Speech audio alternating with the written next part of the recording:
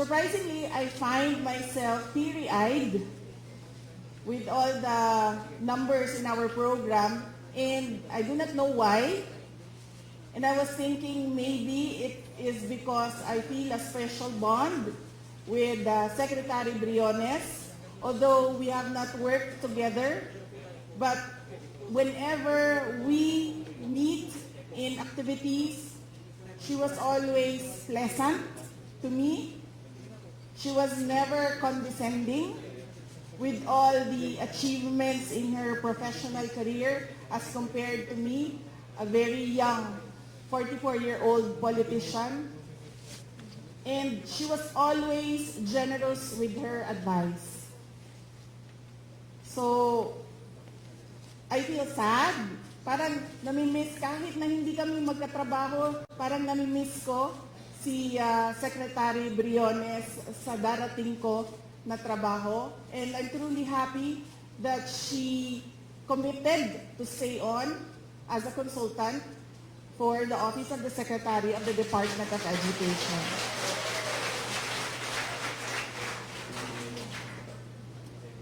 Sa totoo lang, ma'am, kanina, you were worried about the time that it was taking you sa speech mo. I wasn't worried because I was actually silently cheering you on the way that you were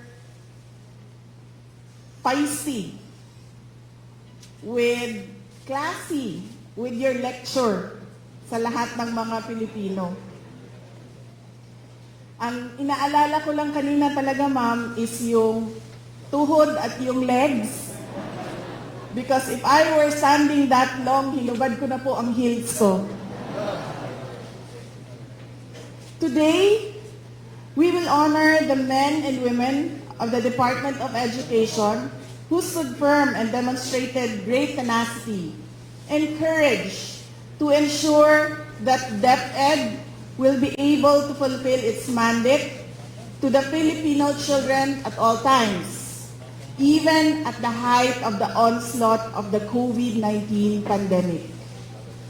Headed by Secretary Leonor Magtolis Briones, DepEd adopted and implemented bold but necessary measures to provide Filipino children accessible and quality education, ensuring that learning is unhampered and our learners are not left out, while also ensuring the economic welfare of our teachers and the non-teaching personnel working under the organization.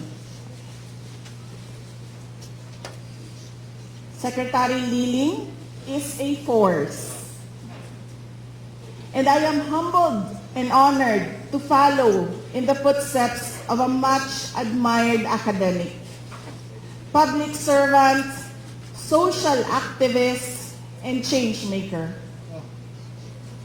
I would also like to acknowledge the equally devoted men and women, our undersecretaries and assistant secretaries, who supported Ma'am Liling in the last 6 years. Daghang salamat kaninyo.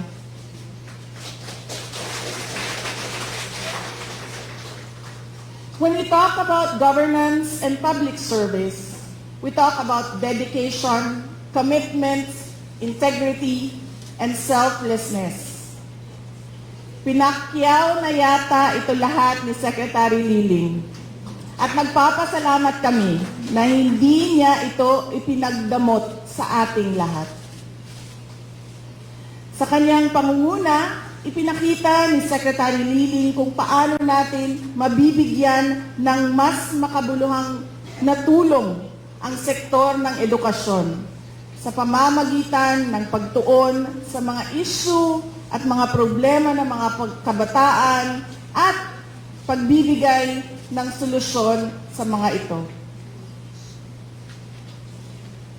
Ma'am Liling,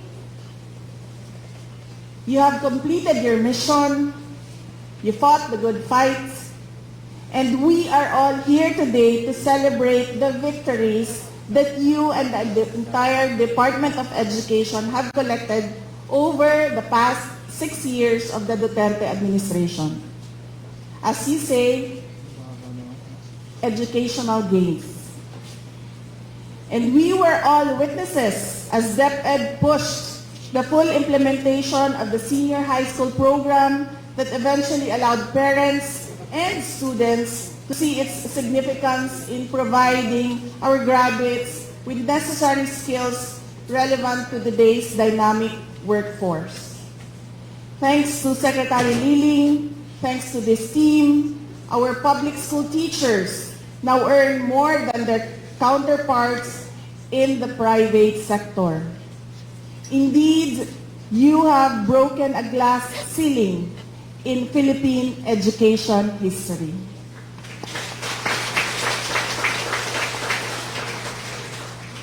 While the challenges emanating from the COVID-19 pandemic, Secretary Liling's light shone the brightest as a leader, an educator, and a Filipina who has a deep concern for the education sector and love of country. Secretary Liling and the whole Department of Education organization never cowered in the face of disapproval, public frustration, and pressure.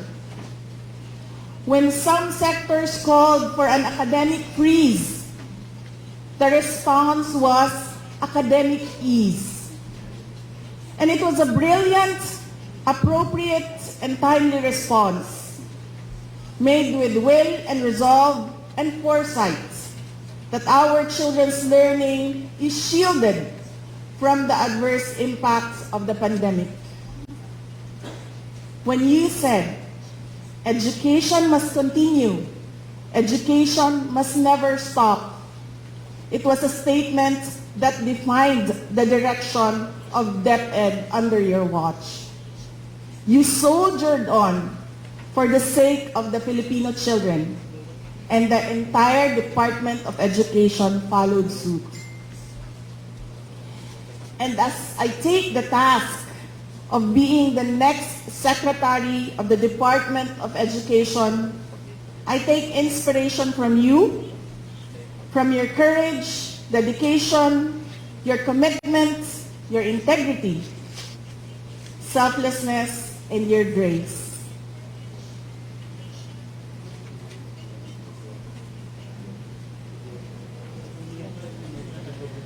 But I will also take the task with a reminder that we shall continue to find ways to improve basic education in terms of access, equity, quality, resiliency, and governance.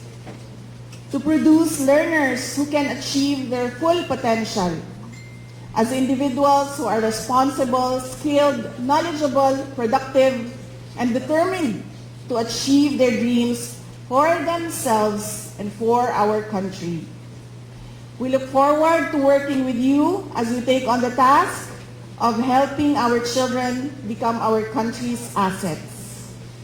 Maraming salamat, mabuhay kayong lahat. Ako po si Inday Sara, mahalin natin ang ating mga learners, mahalin natin ang Pilipinas.